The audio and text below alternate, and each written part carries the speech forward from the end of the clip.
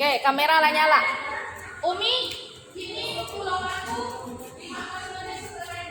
Tolong tengok kamera ke dalam.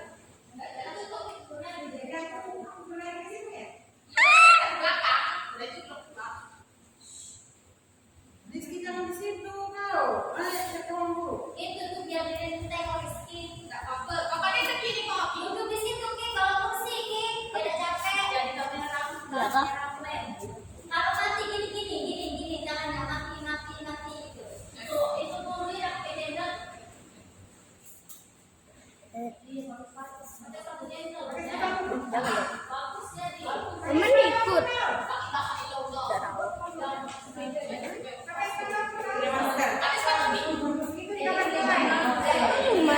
Bisa, tak apa. Saya tak apa lah pakai masker. Itu juga ada yang mau pakai masker. Beberapa. Udah mulai ini. Iyalah. Udah mulai nih.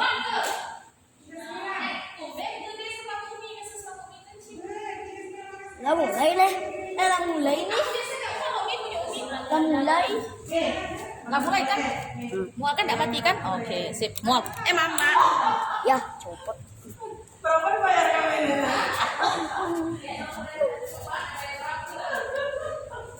Aduh, lama banget. Beberapa jam kemudian. Ya, Bunda jadi murid. Semuanya jadi murid. Nak. Keluar di sana, nak. Beberapa jam.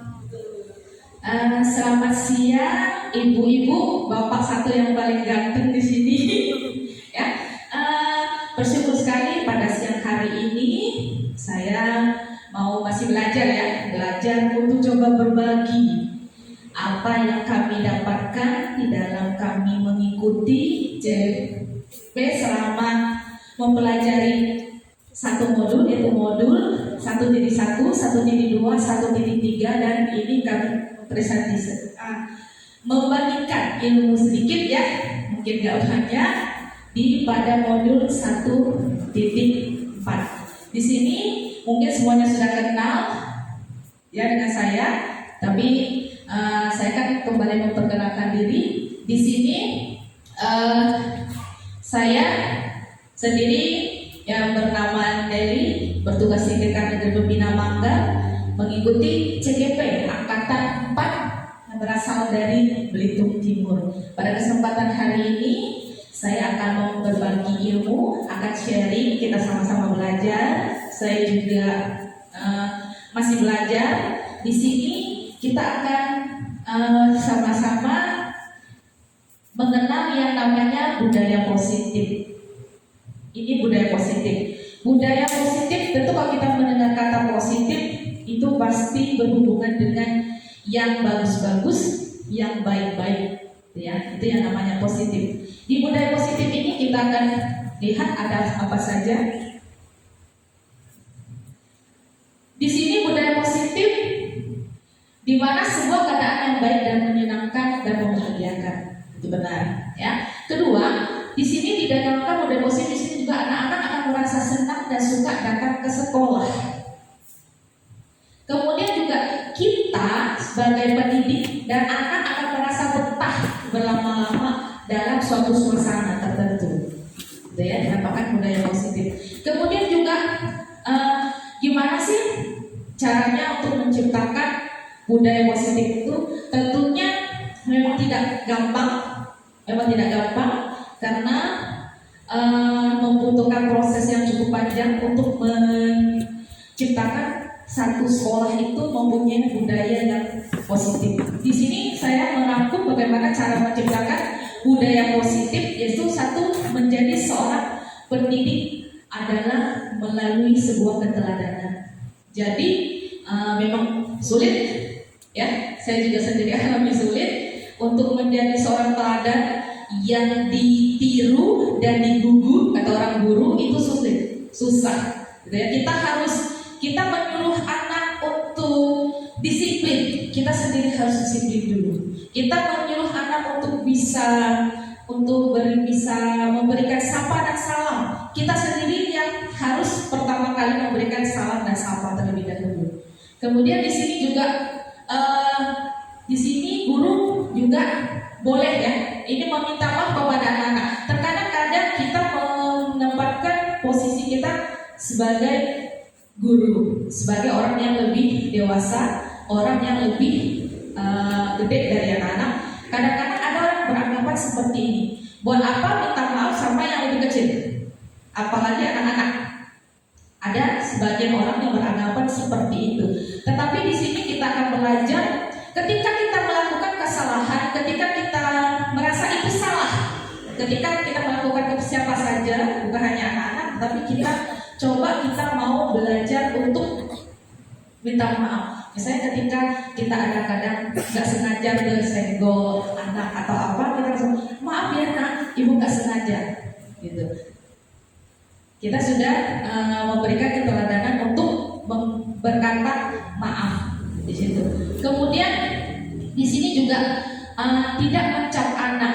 Mungkin di sini mencap anak itu di dalam kita mengucapkan kosakata, mengucapkan kalimat di mana mungkin kalau kita geram gitu sama anak, biasanya ih, kalau orang itu kan ih nakal anak kau nih. Biasanya sering ya terkeluar dari mulut. Sebenarnya itu adalah sebuah perkataan sebenarnya yang tidak baik. Di sini mereka akan mengancam mereka, oh aku nih nakal. Sampai nanti apalagi kalau kita keseringan nakal, mereka mencap di dalam otak tuh aku nakal. Jadi untuk merubah ke positif lagi itu agak susah nantinya. Kemudian di sini adalah memperhatikan kebutuhan anak. Nanti di sini anak-anak juga memerlukan kebutuhan sama seperti kita orang dewasa. Nanti di sini kebutuhan anak kita akan mempelajari nanti ada khususnya apa-apa saja kira-kira yang dibutuhkan oleh anak.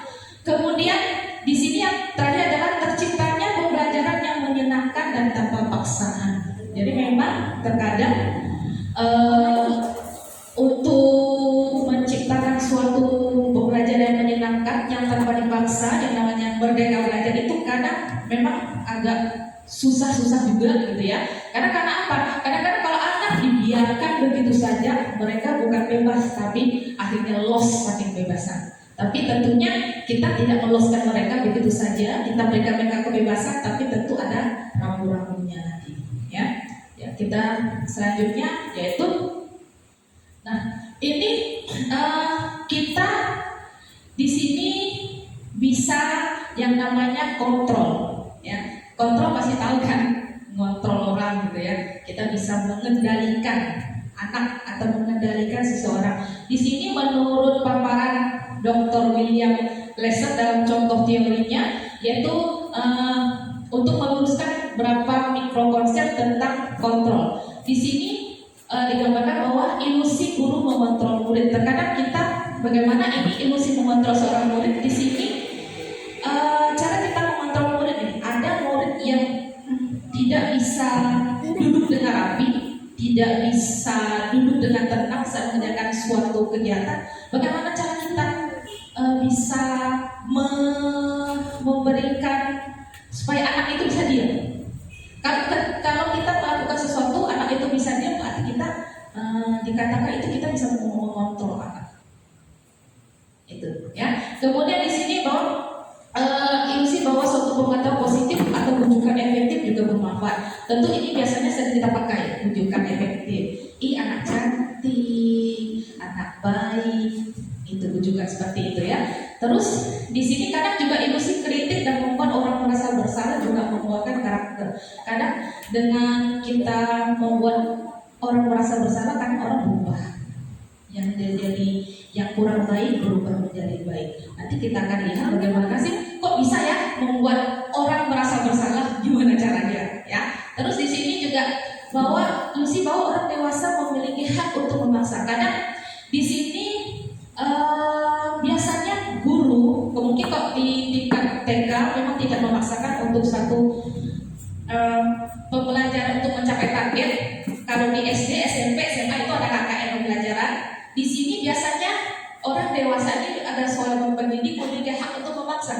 Maksa anak itu harus mencapai KKN. Biasanya di pembelajaran seperti itu. Tapi kalau di TK kita pembelajarannya bukan mencapai KKN yang kita nilai, tetapi prosesnya yang kita nilai. Ya. Di sini yang pertama dari budaya positif kita yang tadi ke kontrol, kemudian kita akan mempelajari yang kedua yaitu 2.2 yaitu disiplin. Disiplin. Nah, tadi dengan kita bisa mengontrol murid kita, kemudian kita akan menciptakan suatu yang namanya disiplin. Disiplin ini di mana kita bisa coba contohnya disiplin itu banyak sekali ya. Di sini saya merangkum ada sebuah kalimat. Ketika kita mendengar kata disiplin, apa yang terbayangkan di benak kita? Ya, apa yang terlintas di dalam pikiran kita? Kebanyakan orang akan menghubungkan kata disiplin itu dengan tata tertib atau aturan atau kepatuhan pada peraturan. Otomatis yang namanya tata tertib atau peraturan atau kepatuhan ini otomatis sebuah hal yang perlu dilaksanakan dan dilakukan, apabila tidak biasanya akan mendapatkan sebuah sanksi. Di sini namanya tata tertib. Nah, kata disiplin juga sering dihubungkan dengan hukuman. Padahal ini sebenarnya berbeda, karena belajar tentang disiplin positif tidak harus dengan memberikan hukuman. Justru itu adalah salah satu alternatif terakhir, dan kalau perlu tidak digunakan sama sekali. Jadi disiplin yang motivasi perilaku dan 3 motivasi manusia ini memang yang kita tahu, yang saya tahu dulunya ya, istilahnya yang namanya tata tertib, yang namanya disiplin. Setiap kali kita melanggar namanya disiplin, setiap kali kita melanggar namanya aturan, itu akan dikenakan dengan yang namanya hukuman. Ya, tetapi di sini kita akan belajar, justru hukuman ini bukan hal yang baru pertama kali kita berikan untuk mereka, tetapi ini adalah satu alternatif terakhir kalau sudah sangat tidak bisa ditolerir lagi, gitu ya. Kemudian kalau bisa untuk yang namanya hukuman untuk anak-anak itu ditiadakan, bukan ditiadakan ya.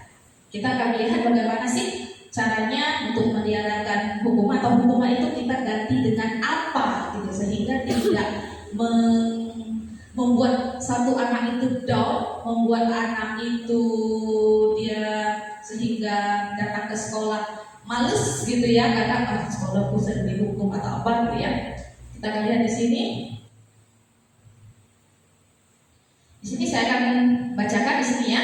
Karena kenapa kita yang namanya hukuman itu di suatu budaya positif itu biasanya tidak dipakai, karena di mana ada kemerdekaan, disitulah harus ada disiplin. Memang benar.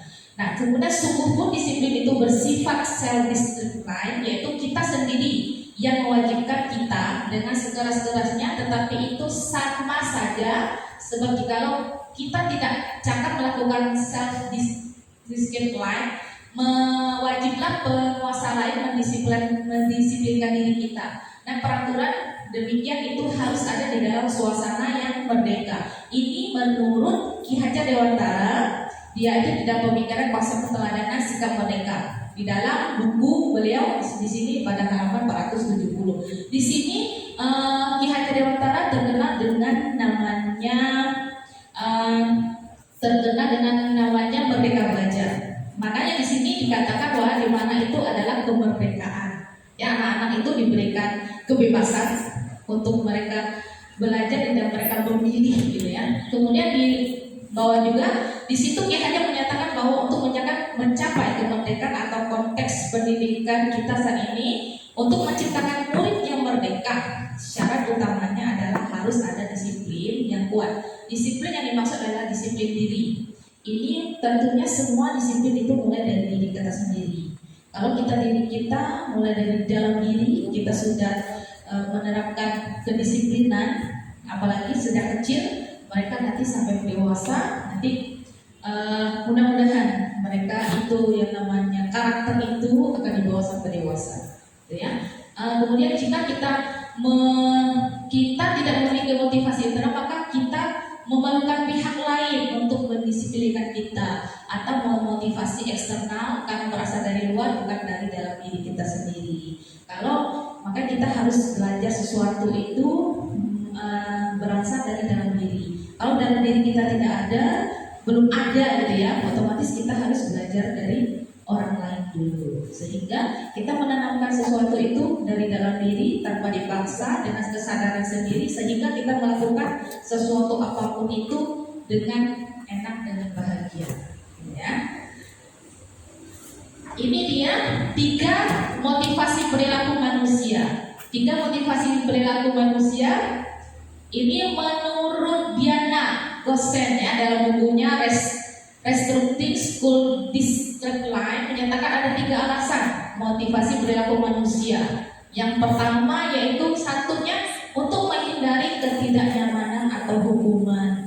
Ya, di sini ini adalah tingkat kerendahan dari motivasi perilaku manusia. Biasanya yang memotivasi perilakunya untuk menghindari hukuman atau ketidaknyamanan akan bertanya apa yang akan terjadi ya bila saya tidak melakukannya. Sebenarnya mereka sedang menghindari permasalahan yang muncul dan berpengaruh pada mereka secara fisik, psikologis maupun tidak terpenuhinya kebutuhan mereka bila mereka tidak melakukan tindakan sesuatu.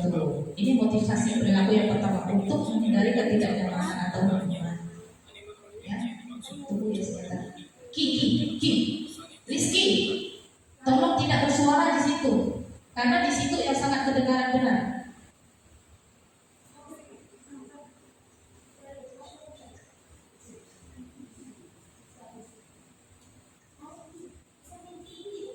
Usah main di situ, Ki, karena di situ dekat benar.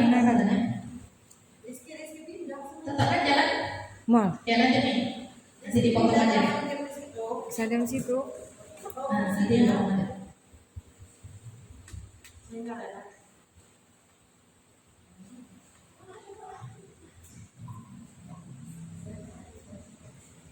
Oke ya. Kita lanjut lagi. Yang pertama, yang tadi adalah untuk menghindari ketidaknyamanan atau hukuman di sini. Otomatis semua orang itu sebisanya, semampunya itu untuk menghindari hukuman atau ketidaknyamanan. Siapa yang mau sengaja untuk melakukan satu kesalahan untuk dihukum? Kadang memang tentu tidak ya, kecuali kalau dia melakukan satu kesalahan tanpa disadari, itu mungkin bisa terjadi. Kemudian yang kedua yaitu untuk mendapatkan imbalan atau penghargaan dari orang lain. Jadi motivasi perilaku manusia itu yang kedua itu untuk mendapatkan imbalan atau penghargaan dari orang lain. Mungkin penghargaan ini bukan harus satu-satunya berbentuk barang. Mungkin juga bisa berupa ucapan kata penyemangat, kata pintar untuk anak-anak, kata anak soleha itu semuanya adalah penghargaan untuk anak. Ya. Kemudian di sini yang ketiga yaitu untuk menjadi orang yang mereka inginkan dan menghargai diri sendiri dengan nilai-nilai yang mereka percaya. Jadi di sini dengan adanya motivasi kepada manusia di sini untuk menjadikan orang yang mereka inginkan dan menghargai diri sendiri. Jadi sebenarnya dari setiap kita mempunyai cita-cita, mempunyai harapan untuk menjadi orang yang seperti apa. Itu pasti ada. Ya, saya ingin menjadi orang seperti si A, si B, si C, si D. Tentu ada. Dengan dari dalam diri kita sendiri, nah tentunya nilai-nilai yang kita percaya untuk menjadi seperti si A. Orangnya si A itu orangnya disiplin, ya, biar dalam waktu, biar dalam pekerjaan atau apa dia disiplin. Itu sudah kita nilai-nilai itu yang baik kita ambil dari dia. Saya juga harus seperti itu. Gitu ya, itu adalah nilai-nilai yang kita percayai, yang kita yakini untuk menjadi yang lebih baik seperti si A itu aku harus seperti itu. Gitu ya. Kemudian kita lanjutkan. Di sini saya ada pertanyaan. Jadi saya harapkan teman-teman kita sharing, ya, kita sharing, kita bisa cerita, biar kita nggak ngantuk ya, biar kita mengeluarkan suara. Di sini kita akan yang pertama, saya akan bacakan ya, kita sharing sama-sama. Menurut Anda atau menurut kita, dari ketiga jenis motivasi yang tadi ya, motivasi manakah yang saat ini paling mendasari perilaku murid-murid anak-anak kita di dalam kelas kita? Yang tadi ya, yang ada 3 tadi, ini kita yang pertama. Menurut kita lah ya, nih, menurut Anda, dari ketiga jenis motivasi tadi, motivasi manakah yang saat ini paling mendasari perilaku anak-anak atau murid-murid kita di sekolah? Yang motivasinya ini, yang dari ini, yang bisa dari ini, yang untuk mendapatkan imbalan atau penghargaan, atau menjadi orang yang mereka inginkan dan menghargai diri sendiri dengan nilai yang mereka percaya, atau menghindari ketidaknyamanan. Ini dari motivasi yang kita kasihkan, itu kira-kira anak kita yang mana yang kebanyakannya? Atau mereka hanya untuk menghindari ketidaknyamanan, atau untuk mendapatkan imbalan, atau untuk menjadi orang yang mereka inginkan dan menghargai diri sendiri dengan nilai yang mereka percaya. Kira-kira dari anak-anak didik kita di kelas, kira-kira menurut pemantauan kita, menurut penglihatan kita, mana ya yang mereka harapkan dari ketiga ini? Ketika mereka diberi dukungan, ketika mereka diberi motivasi, yang mana? Apa? Jauh saja dari salah. Ini kan pengalaman pribadi. Oke.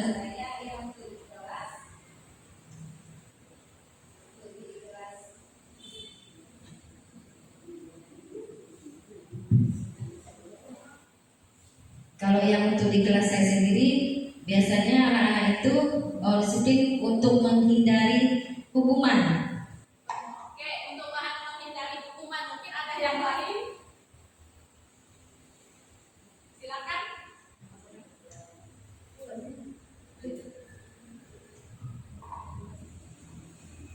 Kalau menurut saya, untuk di kelas saya sendiri, kebanyakan murid saya itu dia memilih yang untuk nomor 2, untuk mendapatkan imbalan atau penghargaan dari orang lain. Misalnya dia mengerjakan sesuatu pekerjaan itu, nggak mau bu, kalau nggak dapat bintang, misalnya kan, kalau mau dapat bintang, aku mau deh menyelesaikan semuanya kerjaannya seperti itu. Oke, silakan yang lainnya.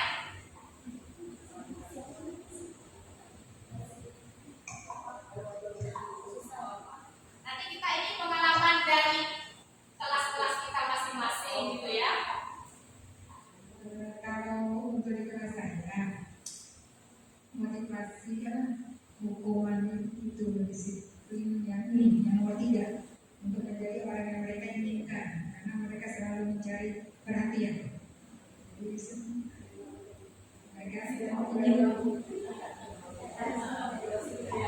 Jadi yang ketiga ya, ada yang ketiga untuk mereka mencari perhatian, untuk menjadi seseorang yang mereka inginkan, gitu ya. Oke, yang lainnya silakan.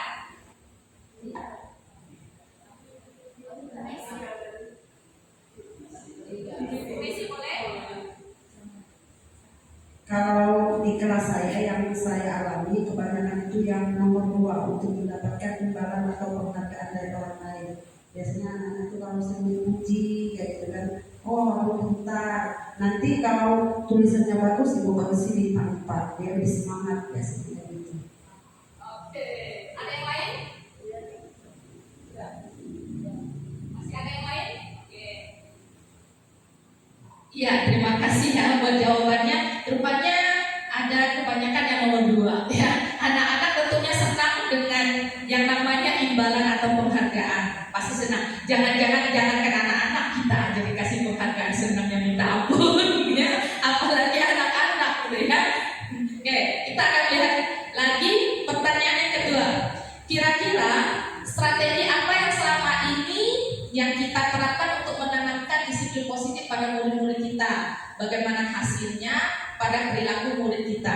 Kita kan pasti semua pernah menanamkan disiplin positif tadi ya, dengan sesuatu strategi kita masing-masing, dengan apa yang kita buat untuk kelas kita masing-masing itu supaya biar kelas saya itu menjadi kelas yang misalnya kelas yang kelas ketika guru berbicara mereka mendengarkan semuanya, kelas idaman biasanya gitu ya.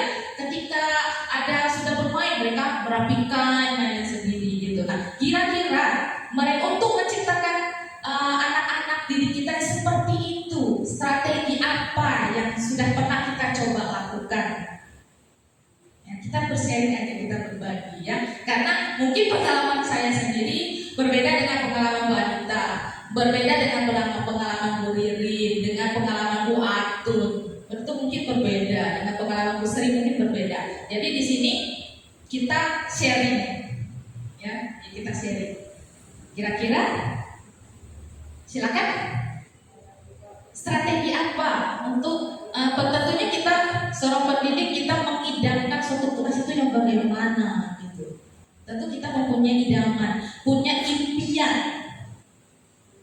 Ya, untuk mencapai itu kira-kira apa yang sudah kita lakukan?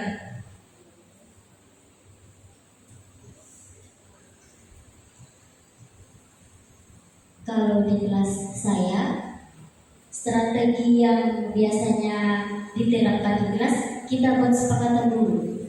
Kita buat kesepakatan dengan anak-anak, maunya seperti apa, baru kita terapkan. Jadi anak-anak yang melanggar kesepakatan itu ada sanksinya sendiri, misalkan bukan sanksinya hukuman, misalkan kita berkesepakatan, ayo siapa yang misalkan di dalam kelas harus seperti apa, misalkan harus mendengarkan kata ibu guru.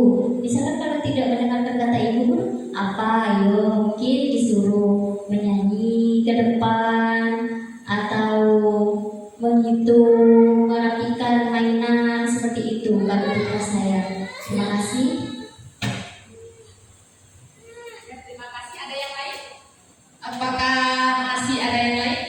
Strateginya dari kelas Budina yaitu menerapkan pertama itu membuat satu peraturan kelas atau kesepakatannya. Tentunya sekarang kita coba merubah yang namanya tata tertib atau aturan itu dirubah namanya kesepakatan. Karena dengan kata sepakat kita lebih rela melakukannya dibandingkan dengan kita melakukan satu peraturan mungkin karena paksaan. Mungkin ada yang lain? Strategi yang pernah ada yang lain kira-kira selain buat kesepakatan kelas? Ada yang lain? Atau kita lanjut?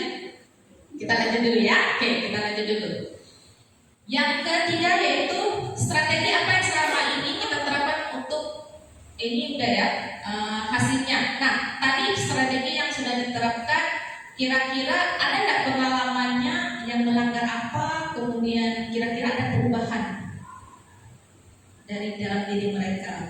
Yang pertamanya mungkin sulit diatur, sesudah dibuatkan misalnya tadi ada kesepakatan kelas, anak-anak menjadi lebih enak diatur.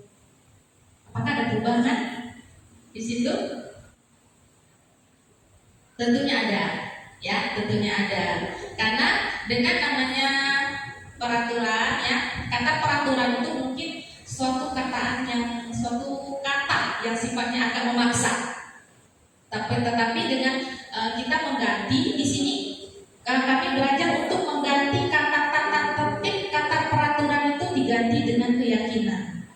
Diganti dengan kata keyakinan. Karena untuk menjalankan suatu keyakinan itu biasanya kita jalankan lebih ikhlas dan lebih rela. Karena apa? Itu yang kita yakini.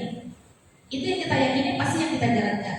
Tapi kalau kita menjalankan suatu aturan atau suatu tata tertib, kita tahu itu, tetapi untuk tidak mendapatkan hukuman, kita terpaksa melakukan itu. Biasanya perbedaannya sedikit, tipis sekali perbedaannya. Tetapi dengan kerelaan, kita melakukannya itu lebih apa ya? Lebih kita maknai, lebih kita ingat sampai nanti anak-anak belajar dewasa. Dengan sukarela itu mereka melakukannya. Oke, kita lanjut. Nah, di sini di 2.3 ini kita mau belajar namanya keyakinan kelas. Ya, di sini yaitu di sini saya katakan tadi pernah saya singgung sedikit mengapa dikatakan keyakinan kelas. mengapa tidak peraturan kelas saja?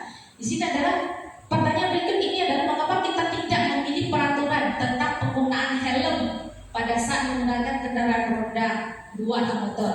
Kemungkinan jawaban kita atau Anda adalah untuk keselamatan. Pertanyaan berikutnya, mengapa kita memiliki peraturan tentang menggunakan masker dan mencuci tangan setiap saat? Mungkin jawabannya adalah untuk kesehatan atau untuk keselamatan kita pada saat zaman sekarang ini ya, pada saat zaman pandemi begini. Tentu di bawahnya adalah nilai-nilai keselamatan atau kesehatan inilah yang kita sebut sebagai suatu keyakinan. Keyakinan itu. Kemudian yaitu nilai-nilai kebajikan atau prinsip-prinsip secara global yang universal yang disepakati bersama untuk lepas dari latar belakang suku, negara, bahasa ataupun agama. Ini suatu keyakinan ya yang kita yakini, yang itu merupakan biasanya kita jadikan nilai-nilai atau kebijakan atau prinsip kita untuk kita melakukan sesuatu. Dengan kita meyakini, oh pakai helm, kalau jatuh kepala tidak pecah, pasti kita pakai helm karena kita sudah yakin.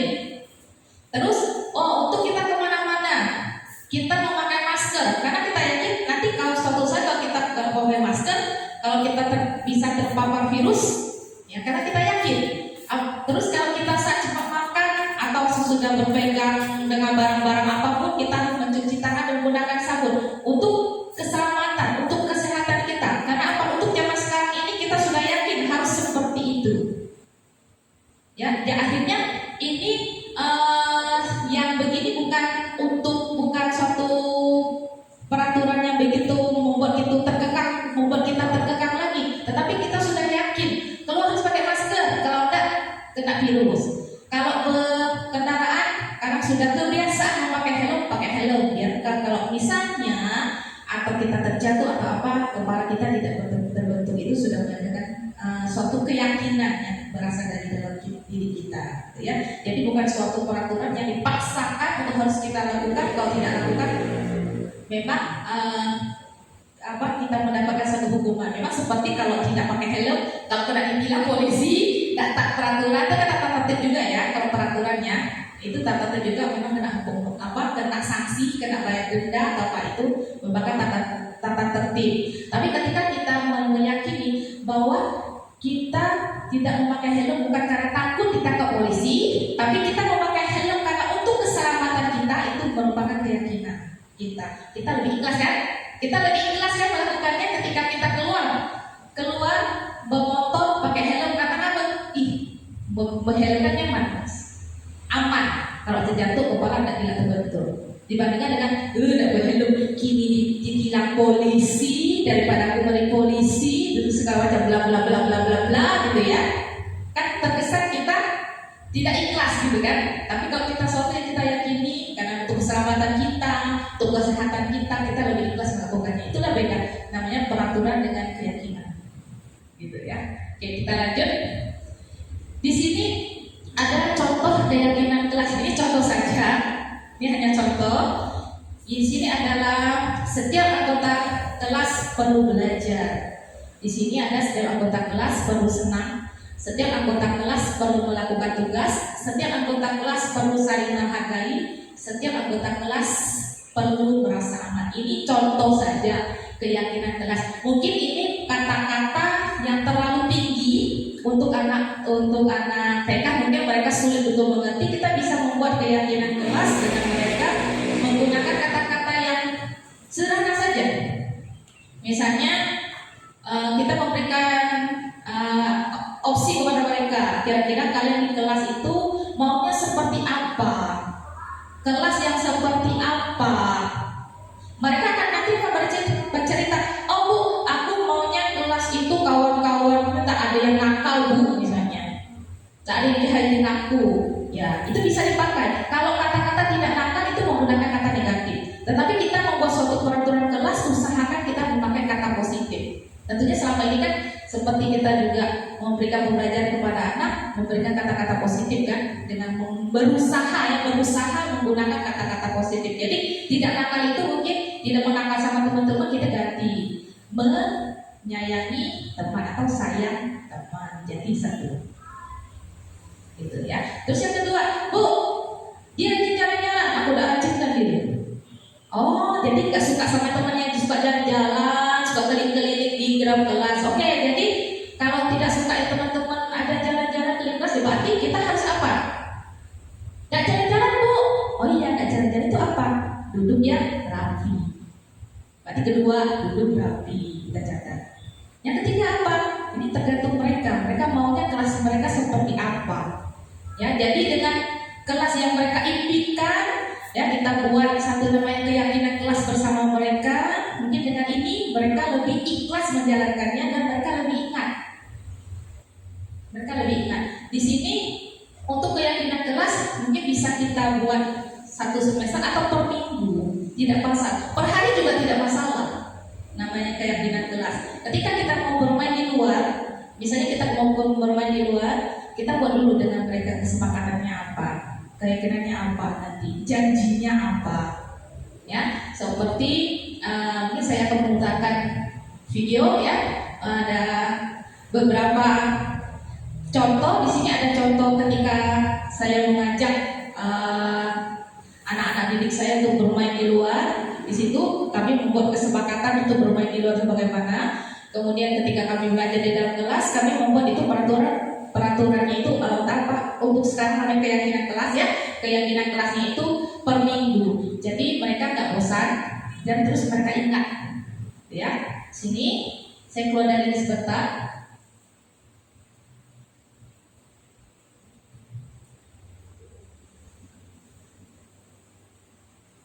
Oke, saya coba akan putarkan.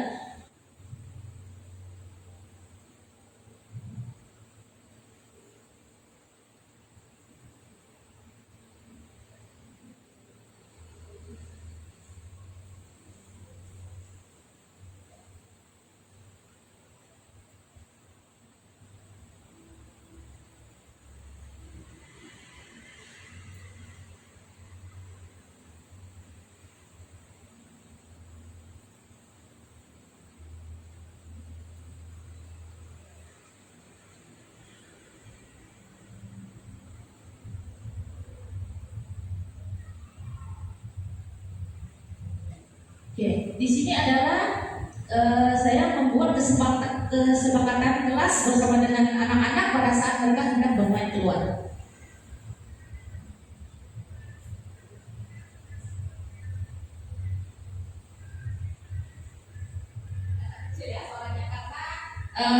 Supaya tidak dipakai, ya, lupa saya colokkan. Di sini kami membuat kesepakatan dulu untuk mereka bermain, ya, si mereka untuk berbaris rapi, ya, berbaris rapi dulu. Kita membuat kesepakatan. Oke, coba saya ininya, ya, ini, ya.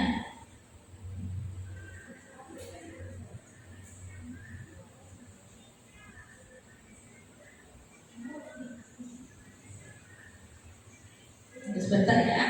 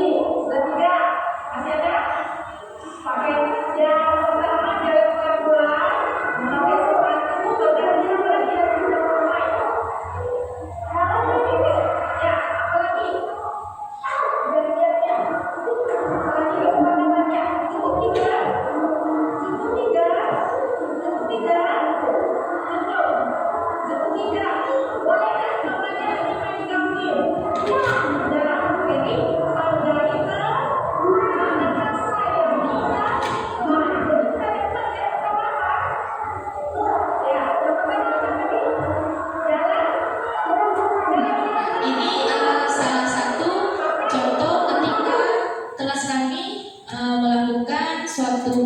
membuat suatu keyakinan ya, keyakinan kelas ketika mereka hendak bermain di luar.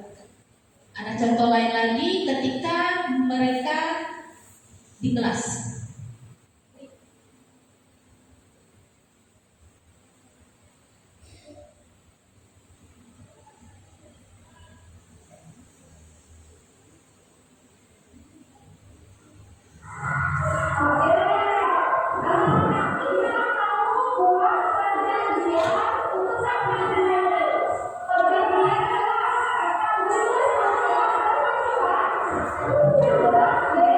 Nanti kalau buatnya kelas, nanti kesempatan kelasnya bisa kita catat langsung di papan tulis, atau kita buat kalau berlangsung lama bisa kita buatkan di dalam karton, kita cantikkan. Kalau untuk peminggu mungkin hanya bisa kita tuliskan ya, supaya kita ganti gitu ya.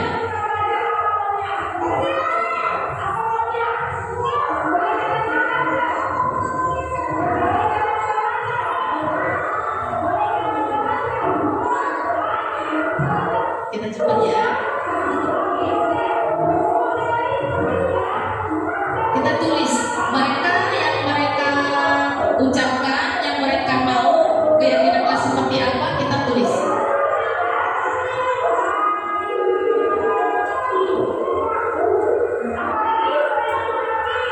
Mereka mau biografi. Apalagi ya?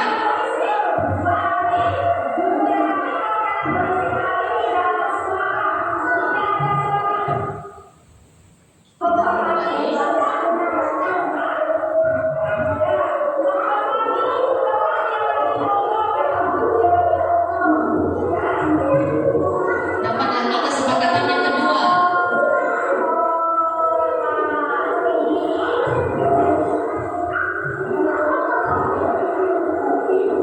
Menghargai guru berbicara. Jadi saat guru berbicara, mereka diam. Mereka diam mendengarkan. Kita lihat lagi apa lagi di sini. Selanjutnya, yang ketiga,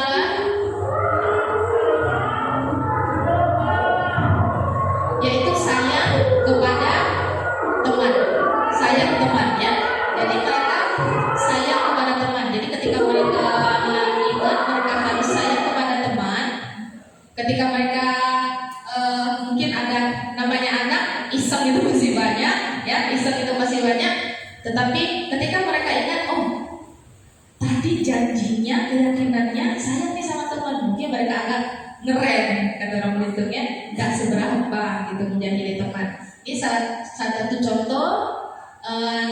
Ini kesepakatan pada minggu tadi, ya, pada minggu ini. Jadi selama satu minggu ini kesepakatan itu yang harus mereka jalankan. Nanti Senin depan, nanti pertanyakan kepada mereka lagi. Satu minggu ini kira-kira kelas seperti apa yang kalian mau? Mereka akan mengutarakan kembali isi hati mereka, gitu ya. Oke, saya lanjut lagi untuk peparannya.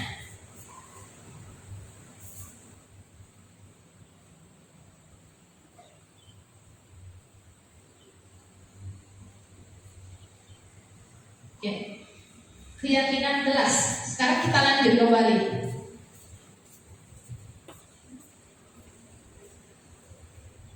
Nah, di sini masih saya singgung sedikit lagi untuk penghargaan.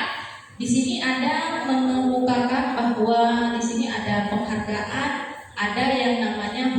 adalah salah satu cara mengontrol perilaku manusia yang bisa menghancurkan potensi untuk pembelajaran yang sesungguhnya. Ini menurut Al-Fiqh ya.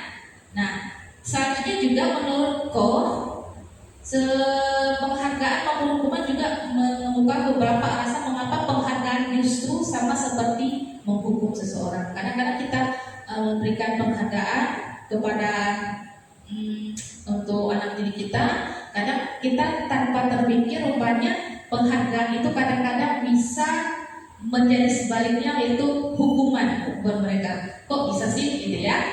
Saya juga pertama enggak gitu ya, kok kita penghargaan terus gitu pada anak-anak gitu ya. Ternyata ada beberapa penghargaan kadang-kadang yang bisa menjadikan sebenarnya hukuman bagi mereka. Mereka ingat itu sampai nanti, sampai mereka udah kerja itu mereka ingat.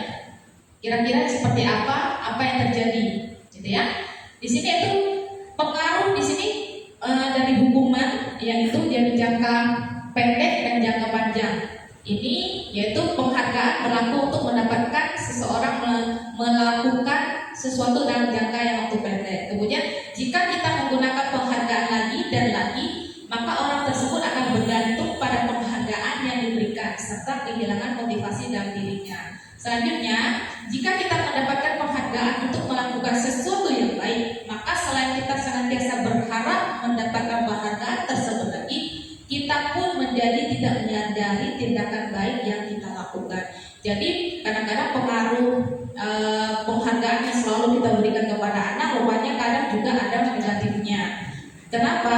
Ketika mereka hendak melakukan sesuatu, mereka akan apa? Izin yang diberi bintang 4 dari guru aku, benar-benar. Nanti takutnya, nanti sampai ke dewasa mereka untuk melakukan sesuatu itu akhirnya mereka maunya imbalan, nggak dikasih imbalan mereka nggak mau melakukannya.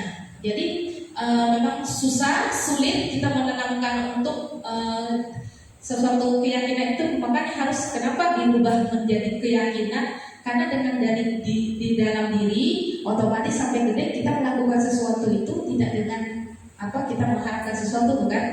Kalau memang menjadi suatu keyakinan, ya tidak mengharapkan sesuatu lagi, kita melakukan yang baik itu bukan untuk kita mengharapkan mendapatkan sesuatu dari orang, tapi kita melakukan baik karena kita tahu memang nilai itu memang baik dan harus dilakukan berasal dari dalam diri kita, berasal dari yang kita percaya memang itu baik untuk dilakukan, bukan itu kita melakukan sesuatu yang baik untuk mendapatkan imbalan. Itu harus kita memberikan pengertian untuk anak didik kita dari sekarang. Memang agak susah karena apa?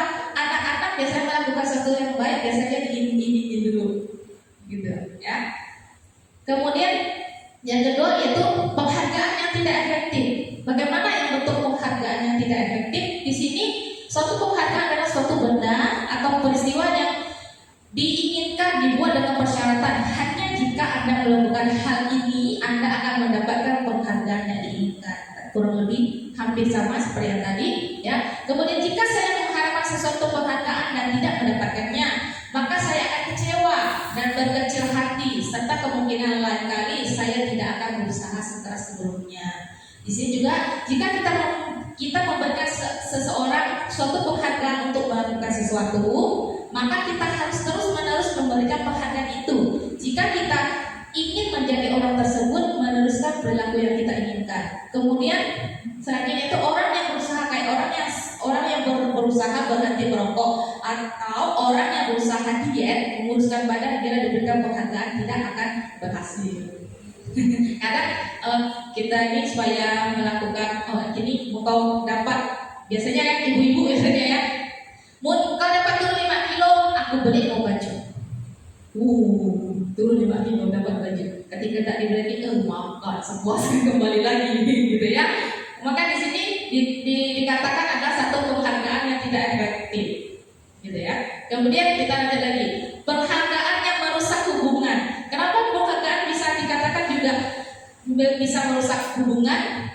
Di sini ketika seorang diberikan penghargaan atau dipuji di depan orang banyak, maka orang lain akan merasa iri dan sebagian dari mereka tidak menyukai orang-orang yang diberikan penghargaan tersebut. Ini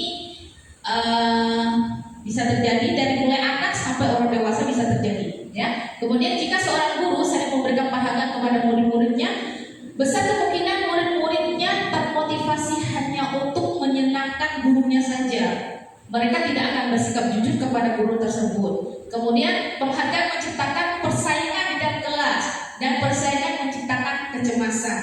Di sini mereka yang percaya bahwa mereka tidak memiliki kesempatan untuk mendapatkan penghargaan akan berhenti mencoba. Di sini ada yang persaingan. Menciptakan persaingan dalam kelas itu bagaimana? Ketika kita mungkin untuk tingkat SD, SMP, SMA mungkin lebih terasa gitu ya. Ketika mereka mendapatkan ranking kelas, juara 1, juara 2, juara 3, diberikan hadiah gitu ya. Nanti yang nggak dapat hadiah gitu, saya sama kok sama dia, udah berusaha, udah belajar, tapi saya nggak dapet.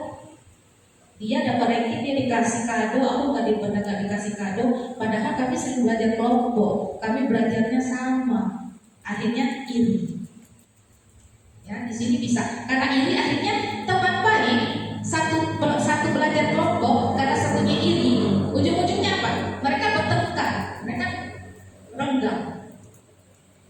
Akhirnya, karena apa? Dari iri. Itu yang dibilang adalah penghargaan itu bisa merusak hubungan. Kemudian yang di sini mereka yang percaya bahwa mereka tidak memiliki kesempatan untuk mendapat penghargaan akan berhenti mencoba. Seperti coba yang tadi, mungkin tingkat IQ manusia tidak sama satu dengan yang lainnya. Sama-sama belajar kelompok, satu kelompok mungkin hasilnya juga tidak akan sama ketika mereka ulangan ya. Kalau anak-anak SD, anak SMA mungkin begitu ya. Kalau kita TK kan tidak ada ujian, tidak ada ulangan ya, karena kita menilai melakukan secara proses. Nah, kalau melihat hasil nanti untuk mereka yang mungkin mereka belajar sama guru mereka, belajar sama giatnya, ternyata mereka gini, aku belajar nggak belajar hasilnya begini, belajar keras juga hasilnya dapatnya 60, nggak belajar apalagi gitu ya, belajar aja 60 akhirnya karena mereka lihat aku nggak akan dapat nyanyi dia, pasti nanti akhir semester bagi rapot dia yang dapat kado, dia yang dapat juara 1, akhirnya menciutkan, dah malas aku belajar lagi. Ini sini ya penghargaan yang bisa merusak hubungan tadi ya. Kemudian yang keempat yaitu penghargaan yang mengurangi ketepatan, artinya kurang begitu tepat penghargaan itu diberikan. Di sini ada contoh riset yang pertama yaitu dalam sebuah percobaan sekelompok anak laki-laki berusia sekitar 9 tahun diminta untuk melihat gambar-gambar wajah yang ditampilkan di layar, dan mereka harus memberitahukan jika wajah-wajah tersebut sama atau berbeda. Gambar-gambar tersebut hampir sama, beberapa dari mereka diberi penghargaan. Ini dalam bentuk uang ya. Pada saat mereka memberikan jawaban benar, sementara sebagian yang lainnya tidak. Jadi mereka yang benar jawabnya dikasih uang, ya, dikasih duit gitu ya. Nah, di sini risetnya hasilnya dari pengamatan yang pertama hasilnya anak laki-laki yang dibayar membuat lebih banyak karena mereka membuat lebih banyak kesalahan. Kenapa? Untuk mendapatkan penghargaan ini karena mereka terus untuk mencoba menjawab karena mereka salah pun mereka terus gitu ya. Karena apa?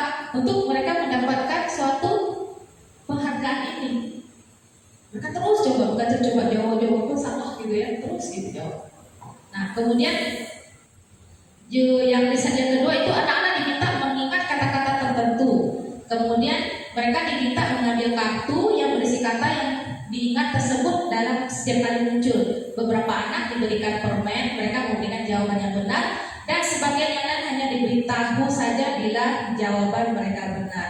Nah, hasilnya di sini dari pengamatan di sini riset yang kedua ini, anak yang mendapatkan permen jawabannya banyak yang tidak tepat dibandingkan dengan anak-anak yang hanya diberitahu jawabannya yang benar. Kadang-kadang maka di sini mereka diinginkan, mereka akan dikasih penghargaan atau mereka untuk mendapatkan permen yang seperti saya katakan tadi, mereka berusaha menjawab walaupun penjawaban itu salah gitu ya, mereka jawab terus, dia salah jawab terus, pokoknya mendapat permen ya, dibandingkan dengan anak-anak yang memang kita kasih tahu ini jawaban ini adalah penghargaan itu mengurangi satu yang ketepatan gitu ya, agak kurang tepat gitu. Kemudian yang kelima itu penghargaan itu rupanya juga bisa merupakan suatu penghukuman. Ini adalah penghargaan yang menghukum.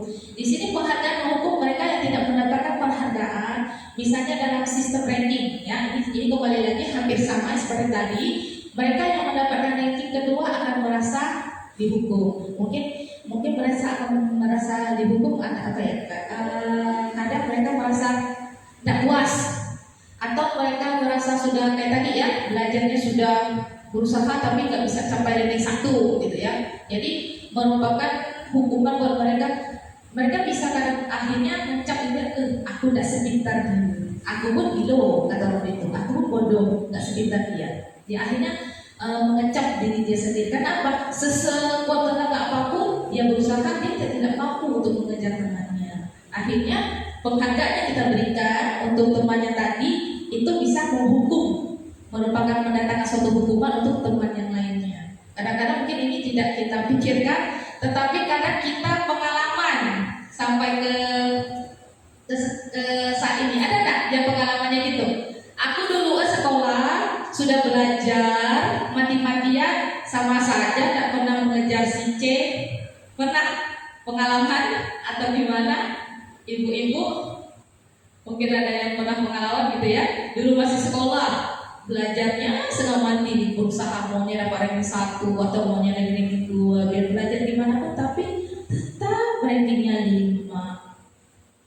Ada pengalaman seperti itu ya. Mungkin dari teman-teman yang lainnya yang pernah kami sharingnya waktu kami belajar bersama, ada gitu ya, mereka merasakan jadi cheer gitu, akhirnya mencap juga, aku pun tidak sepintar dia, dia pun pintar, aku tidak bisa mengejar dia gitu. Akhirnya mengecap sendiri, tidak pintar, padahal belum tentu gitu kan. Kepintaran kita mungkin di dalam aspek-aspek tertentu kan semua orang tidak sama.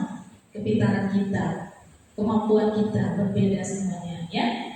Nah, di sini kita bertemu dengan yang namanya pemenuhan kebutuhan dasar. Tentunya semua orang mempunyai kebutuhan. Kebutuhan di sini ada 5 ya. Ada kebutuhan cinta dan kasih sayang, kebutuhan untuk diterima oleh semua orang ya. Kemudian kebutuhan bertahan hidup. Kebutuhan bertahan hidup ini kebutuhan yang bersifat fisiologis untuk bertahan hidup, misalnya kesehatan, rumah, mereka hidup untuk mereka memerlukan makanan untuk hidup, mereka memerlukan rumah untuk mereka melindungi diri, mereka memerlukan kesehatan biar mereka bisa melakukan aktivitas dengan nyaman gitu ya. Kemudian yang ketiga adalah penguasaan atau kebutuhan pengakuan atas kemampuan. Kadang ada anak yang dia mau diakui, dia pintar, tapi dia kadang-kadang kita tidak pernah memberikan pengakuan. Akhirnya dia mencoba melakukan sesuatu mungkin yang menurut kita salah, tapi untuk anak ini kenapa dia melakukan itu? Karena mau diakui gitu ya. Kemudian yang keempat itu kebebasan. Kebebasan ini dari anak kecil sampai orang besar, sampai kita pun tentu memerlukan namanya kebebasan ya. Yang kelima yaitu kesenangan. Kesenangan juga demikian, sama anak-anak, orang dewasa sampai orang yang sudah tua pun mereka memerlukan namanya kesenangan. Cinta, kasih sayang, kebutuhan bertahan hidup, penguasaan, kebebasan, kesenangan ini semuanya dibutuhkan oleh kita yang namanya manusia. Karena ini adalah 5 kebutuhan dasar manusia. Yang namanya manusia pasti memerlukan 5 ini. Siapa yang istilahnya, ada nggak anak-anak yang nggak butuh kasih sayang? Nggak ada kan? Kita aja butuh kasih sayang, apalagi anak-anak yang masih kecil ya. Kemudian juga kita kebutuhan bertahan hidup. Kemudian kita juga butuh yang namanya penguasaan. Kita butuh namanya kebebasan. Kita butuh yang namanya kesenangan. Ya, di sini dari 4 kebutuhan. Nah, kita akan belajar sama-sama. Kira-kira di sini ada satu, kita sebutkan yang menurut kita kebutuhan apa aja yang diperlukan oleh anak ini. Saya akan bacakan ada sebuah kasus yang demikian. Bimo, seorang anak TKB yang selalu berlari keluar kelas menuju jalan raya di depan sekolahnya yang sangat ramai dengan kendaraan. Tingkahnya membuat guru yang bernama Bu Ani bingung dan seringkali lari mengejarnya. Ada beberapa kemungkinan jawaban yang akan diberikan Bimo. Identifikasi kebutuhan yang ingin dipenuhi oleh Bimo. Jika respon Bimo seperti itu, kira-kira kebutuhan apa sih yang dibutuhkan oleh Bimo?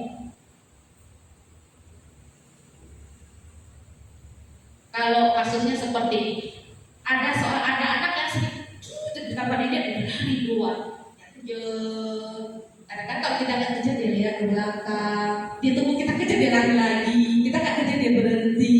Kira-kira kebutuhan apa sih yang anak ini butuhkan dari 5 kebutuhan ini? Kita bisa sharing ya. Kira-kira mungkin ada pengalaman lain dari kita masing-masing, anak-anak kita yang kita didik di kelas kita. Oh, saya pernah pengalaman, misalnya si Budi, dia tuh anaknya seperti ini. Oh, ternyata kemungkinan dia memerlukan kebutuhannya yang seperti kasih sayang atau kebutuhan yang perlu diakui atau apa. Mungkin kita bisa berbagi pengalaman ya, biar kita nggak ngantuk ya tadi udah kita mendengarkan. Kalau kita mendengarkan terus tadi tidur semuanya ngantuk. Mungkin Pak Anton bisa kira-kira ada anaknya setelah lagi keluar, dia tuh maunya dikejar sama guru. Kalau nggak dikejar sama guru dia lihatin. Kalau dikejar sama guru dia lagi. Kira-kira dia butuh apa sih? Sebenarnya anak-anak yang demikian dia membutuhkan kebutuhan, mungkin kebutuhan dasar dari kelima ini mungkin ada salah satu, ada salah 2 atau salah 3 yang tidak terpenuhi. Makanya dia melakukan hal seperti itu. Kira-kira kebutuhan apa yang tidak terpenuhi menurut kita? Bisa? Gak apa-apa, gak salah ya, jawabnya gak salah ya. Ada yang lain? Bisa berbagi pengalaman? Kalau menurut saya dilihat dari pertanyaan tadi tentang Bimo, Bimo itu menurut saya membutuhkan cinta dan kasih sayang, kebebasan sama kesenangan. Kalau menurut Dina di sini Bimo itu perlu cinta kasih sayang, perlu kebebasan dengan kesenangan. Itu menurut Dina. Mungkin menurut yang lain, kebutuhan apa ya kira-kira? Ada yang lain bisa tambahkan? Saya tambahkan misalnya yang nomor 2, misalnya kebutuhan tahan hidup misalnya. Ada tambahan yang lain? Ada khususan? Saya tambahkan mungkin ditambah ke atas kemampuan memasak. Ada yang khususan tambahkan si anak tadi butuhnya penguasaan. Ada yang lain?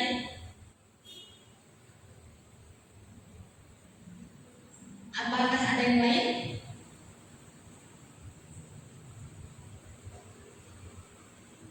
Atau ada yang mau memberikan alasan? Oh, si anak tersebut dia membutuhkan cinta kasih sayang karena apa? Kita sama Pak sharing ya, kita bersama-sama belajar dalam studi kasus. Ya, coba silakan. Kalau menurut saya, menurut pengalaman saya selama saya mengajar di kelompok A, itu ada anak saya yang bernama Fikri. Kalau menurut saya, dia itu kan sukanya lari-lari ya, lari-lari. Pokoknya kayak mencari perhatian. Kalau menurut saya lihat, dia itu lebih ke pemenuhan kebutuhannya di kebebasan. Anaknya itu nggak mau dikekang. Anaknya ya suka semaunya, dia maunya apa ya, maunya seperti itu lah, pokoknya nggak mau dikekang. Maunya kebebasan. Sama Adit. Nah, Adit itu kan waktu itu kan selalu ditemui sama mamanya. Nah, sekarang alhamdulillah sudah berani tidak lagi ditunggu sama mamanya. Tetapi kalau seandainya dia di dalam kelas misalnya nama dia nggak dipanggil sama gurunya, bukannya dipanggil sih, nama dia itu misalnya di urutan akhir dipanggilnya, mulai mereka nangis. Kayak seolah-olah dia itu mau ditinggalin sama temannya, sama gurunya. Nah, jadi saya merasa dia itu butuh pendekatan ya, butuh perhatian, cinta dan kasih sayang untuk diterima. Seperti itu. Terima kasih. Oke, terima kasih Bu Ririn atas pengalaman pribadinya. Mungkin yang lain mau sharing? Ada pengalaman pribadi? Mengenai kebutuhan dasar anak-anak, kebutuhan dasar manusia? Ada yang lain? Mungkin dari Bu Hayati? Atau Bu Seri? Atau Bu Atun? Pengalaman yang lain ya? Lain kelas kan pengalamannya lain-lain ya, dan banyak sekali. Ada kebutuhan lain ya. Kata Pak Mimon ada kebutuhan lain. Memang benar. Kita orang dewasa juga memerlukan kebutuhan. Semua manusia. Namanya ini juga namanya 5 kebutuhan dasar. Ini dasar manusia. Setiap manusia memerlukan ini. Biar dia anak kecil, orang dewasa, akut, ya. Istilahnya semuanya butuh ini. Nah, memang dari tadi yang kasus tadi ya, yang tadi Bu Dina memberikan jawaban bahwa si Bimo ini memerlukan kasih sayang. Memang dia kalau menurut kita memang ya dia butuh kasih sayang. Ya butuh mungkin kita tangkap, kita peluk, belayan kita, itu kasih sayang. Ya kemudian juga mungkin dia kebebasan, dia bebas mau lari sana, mau lari sini, dia butuh kebebasan, itu namanya kebebasan ya. Kemudian juga dia butuh yang namanya kesenangan. Memang secara umumnya anak yang masih berusia usia dini itu ya jarang ada yang bisa diam.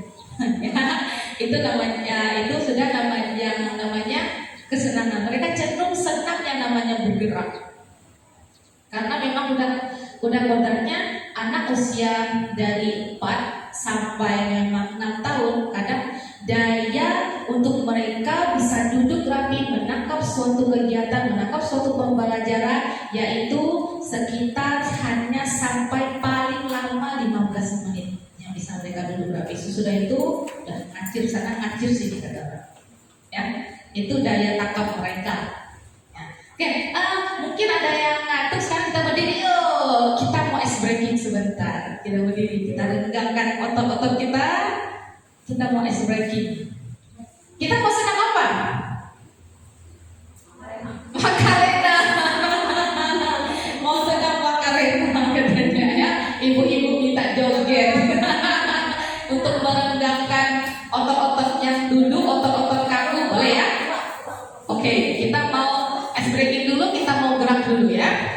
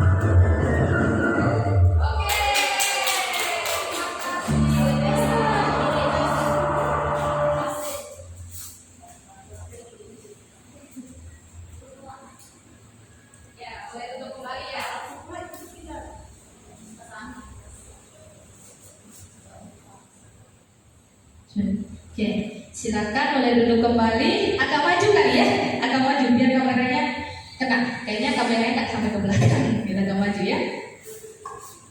Ya agak maju. Oke, terima kasih. Agak maju. Apa majunya ke depan ya? Kita coba berbagi ya. Oke, nah sebenarnya tadi kita senam tadi merendangkan otot-otot itu sebenarnya juga merupakan satu kebutuhan. Kira-kira kebutuhan apa? Itu kebutuhan loh, itu kebutuhan kita. Kira-kira kebutuhan apa? Sambung ke yang tadi. Kesenangan, benar kata Pak Atur, kesenangan bisa ya. Senangnya yang gerak-geraknya heboh, gerak-gerak lincah, kesenangan, benar ya, kesenangan kita butuh ya. Ketika kita begini juga kita bisa dinamakan kita mau apa? Butuh, itu juga salah satu kebutuhan kita, kesenangan. Demikian juga anak-anak, mereka juga butuh kesenangan. Ketika mungkin menurut kita mereka susah untuk diatur, mereka banyak tingkahnya, mereka banyak pula kalau berhitungnya. Sebenarnya ketika mereka berbuat seperti itu, ada kebutuhan dasar mereka yang mereka merasa tidak terpenuhi. Makanya untuk memenuhi kebutuhan dasar itu mereka melakukan hal-hal yang seperti itu. Ya, mungkin saja yang tadi diceritakan oleh Bu Ririn, ya, yang tadi kasus seperti Fikri yang sering lari-lari, mungkin dia maunya disayang. Mungkin kebutuhan untuk disayang itu mungkin dia merasa kurang. Jadi dia pas di sekolah dia cari lagi kepada gurunya. Jadi ada juga yang mungkin di rumah dia merasa terkekang. Ada anak-anak mungkin yang anak-anak rumahan ya, contohnya ya, yang anak rumahan karena di rumah itu peraturannya banyak sekali, dari A, B sampai Z itu diberikan peraturan. Dia di rumah menjadi anak yang sangat taat. Mamanya, papanya bilang A, dia A. Mama, papanya bilang B, dia B. Sedangkan ketika dia di sekolah, susah sekali diatur. Kita minta A, dia lakukan B. Kita minta dia lakukan B, dia melakukan yang C. Kenapa? Karena dia memerlukan kebebasan. Ketika dia di rumah, dia tidak bebas dipaksakan. Dia dikekang. Ketika di sekolah, dia memerlukan kebebasan. Makanya dia bertingkah, kata orang Belitung, semau dia. Dan sebenarnya dia ada kebutuhan dasar yang tidak terpenuhi. Jadi dia mencari ketika dia di sekolah, dia mencari di sekolah. Itu dia merasa tak bebas ya, jadi dia mencari kebebasan. Mungkin untuk yang pengakuan, biasanya pengakuan itu anak-anak tertentu. Itu biasanya anak yang kalau kita contohkan ada anak yang mungkin bisa pandai, tetapi kadang kita tidak terlalu memandang, tidak terlalu memuji, tidak terlalu gimana dengan anak tersebut. Nanti dia bertingkah seperti apa gitu ya. Dia maunya, oh ternyata si Doni itu kamu pinter, kamu hebat. Jadi pengen mendapatkan pengakuan karena kamu bisa melakukan ini. Ya udah, nanti akhirnya dia terpilih kita misalnya menjadi ketua kelas misalnya. Nah dia membutuhkan pengakuan seperti itu karena dia hebat, dia bisa, dia pinter. Dia memerlukan pengakuan itu namanya ya. Itulah kebutuhan dasar manusia yang dibutuhkan oleh manusia. Ya mungkin kita pengalaman kita mengajar banyak sekali anak-anak yang lain-lain kebutuhannya apa saja. Mungkin dari sini kita bisa mendeteksi. Jadi ketika anak melakukan kesalahan, ketika anak yang namanya susah diatur, mungkin kita pelajari dulu. Kira-kira ada kebutuhan apa ya kira-kira yang dia butuhkan, yang belum dia terima, yang dia rasa belum terpenuhi. Seperti kita butuhnya jalan-jalan, misalnya lagi sumpuk, lagi banyak kerjaan gitu ya. Ih sumpuk amat.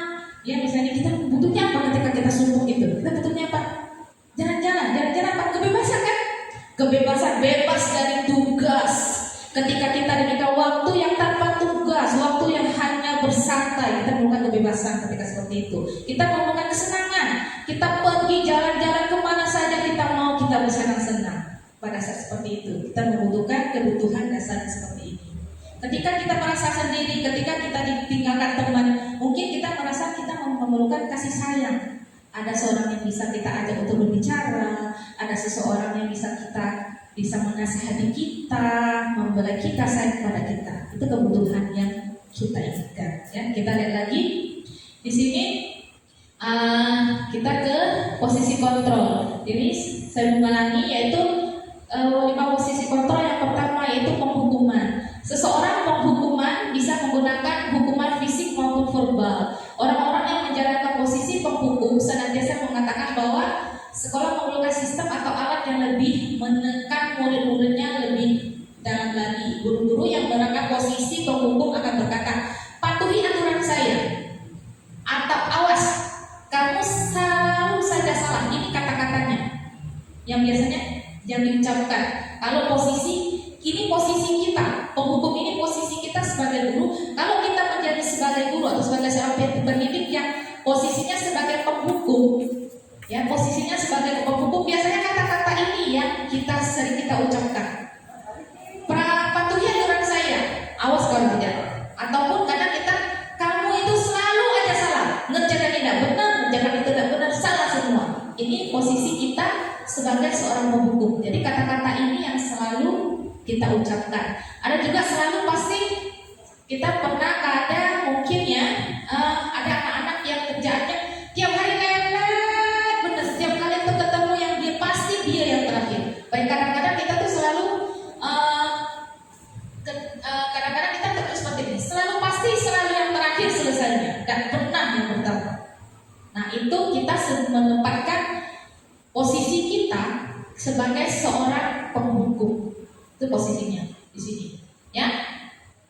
Kemudian di sini kita juga sebagai pendidik bisa menempatkan diri kita sebagai pembuat orang merasa bersalah. Di sini lebih halus sedikit bahasanya. Kalau tadi kan kasar ya, terdengar sangat kasar. Kalau di sini agak halus sedikit, pembuat orang merasa bersalah. Oh bisa sih perkataan bisa membuat orang bersalah? Bisa. Contohnya seperti ini. Ibu sangat kecewa sekali sama kamu. Nah, gimana kalau kita mendengar itu? Agak nyut ya kita rasanya. Merasa bersalah kan? Nah, itulah dikatakan posisi kita sebagai pembuat orang bersalah. Maksudnya gimana gitu? Terus ini berapa kali Bapak harus memberitahu kamu ya? Terus di sini gimana kalau orang tua kamu tahu kamu berbuat demikian? Waduh, dia pikir kalau emak saya tahu, pak saya tahu saya demikian, takut gitu ya. Akhirnya dia merasa bersalah. Di sini yaitu posisi kita sebagai pembuat orang merasa bersalah. Di sini. Selanjutnya yaitu teman. Kita juga bisa menempatkan posisi kita seorang guru itu sebagai teman. Ketika kita menempatkan diri kita sebagai seorang teman bagi anak didik kita, biasanya kata-katanya sering keluar. Ayo, bantulah ibu, bantu bapak yuk, gitu ya. Ayolah bantulah dari bapak ya, yuk bantu yuk, biar cepat selesai. Biar bantu ibu yuk, biar cepat rapi, biar kita cepat makan. Ini posisi kita sebagai teman untuk anak-anak. Nah, atau ayo, ingat tidak bantuan misalkan ibu ya, di sini tulisannya bapak, misalnya ayo ingat enggak biasanya ibu tolongin apa? Kita mengharapkan lagi bisa dari pertolongan dari anak-anak. Itu kita menempatkan posisi kita sebagai teman. Terus ada lagi, ya sudah kali ini tidak apa-apa, nanti ibu bantu bereskan. Itu kita masih menempatkan kita posisi kita sebagai teman untuk anak-anak. Gitu ya. Terus yang selanjutnya yaitu kita sebagai monitor atau sebagai pemantau. Pemantau atau monitor ini pada saat kita mengawasi kita bertanggung jawab atas perilaku orang-orang. Jadi kita mengawasi anak-anak, kita mencatat apa yang mereka lakukan. Ketika mereka belajar, kita perkembangan kita contoh sebagai pemantau. Jadi kita memantau perkembangan setiap mereka. Ya, di sini ada di sini peraturan pertanyaan yang biasanya diajukan yaitu seperti ini. Peraturan apa yang telah kamu lakukan? Atau sanksi apa atau konsekuensinya apa kamu melakukan itu? Itu kita menempatkan posisi kita sebagai monitor atau pemantau. Ya, di sini posisi kita sebagai pemantau. Ya, peraturan apa yang sudah kita buat tadi? Atau peraturan sekolah ini apa? perempuan itu apa? Itu kita menemukan posisi kita sebagai pengontrol atau pemantau. Nah, yang terakhir adalah kita menempatkan diri kita sebagai manajer. Manajer ini adalah posisi terakhir, di mana posisi mentor, di mana guru berbuat sesuatu bersama dengan murid, mempersilahkan murid mempertanggungjawabkan perilakunya, mendukung murid agar dapat menemukan solusi atas permasalahannya sendiri. Seorang manajer telah memiliki keterampilan di posisi teman. Jadi untuk mencapai seorang manajer itu seorang pendidik yang sudah terbiasa di posisi teman. Jadi sudah biasa memperlakukan anak itu seperti teman, sudah terbiasa melakukan anak itu sebagai seorang pemantau atau monitoring, dan dengan demikian bisa jadi suatu waktu kita tertentu kita kembali kepada dua posisi yang kita perlukan, seperti kepada teman atau monitor gitu ya. Nah, namun bila kita mengingat murid-murid kita menjadi manusia yang merdeka, mandiri dan bertanggung jawab, maka kita perlu mengajukan restitusi yang dapat menjadikan murid kita seorang manajer bagi diri sendiri. Dia manajer, murid diajak untuk menganalisis kebutuhan dirinya. Jadi anak itu bukan kita mencap bagaimana dia, tapi kita melontarkan kembali kepada diri anak. Ketika anak melakukan kesalahan, kita menanyakan kembali. Misalnya anak sudah merobek hasil temannya, kita menanyakan kembali kepada anak, ayo sudah merobek ini, kira-kira apa yang perlu kamu lakukan supaya hasil teman kamu ini tidak robek lagi? Mungkin dia membantu dirapikan kembali, mungkin dilem kembali. Itu sudah kita menemukan posisi kita sebagai manajer. Kita bukan hanya kita memberikan suatu suatu sanksi atau apa langsung dibiarkan begitu saja, tetapi kita mengajak anak untuk menganalisis sesudah mereka melakukan kesalahan tersebut, kira-kira untuk memperbaiki kesalahan itu perlu melakukan perlu melakukan apa untuk menebus kesalahan atau untuk membayar kembali apa yang sudah anak tersebut lakukan. Ya, itu posisi kita sebagai manajer. Di sini penekanan bukan pada kemampuan membuat konsekuensi, ya. Memang setiap pelanggaran itu ada konsekuensinya. Kemudian namun dapat berkolaborasi dengan murid bagaimana memperbaiki kesalahan mereka.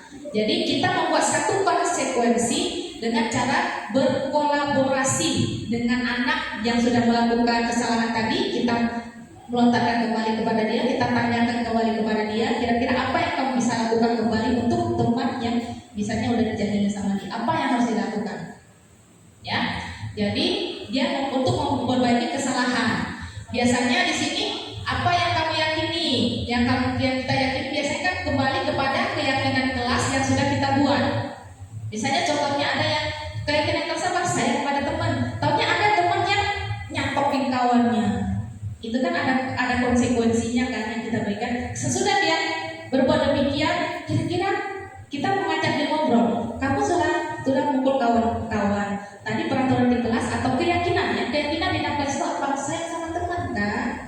Benar kan? Iya. Nah, kira-kira apa yang kamu lakukan sedang kamu memukul teman kamu? Nanti dia pikir, minta maaf bu. Ya oke, minta maaf.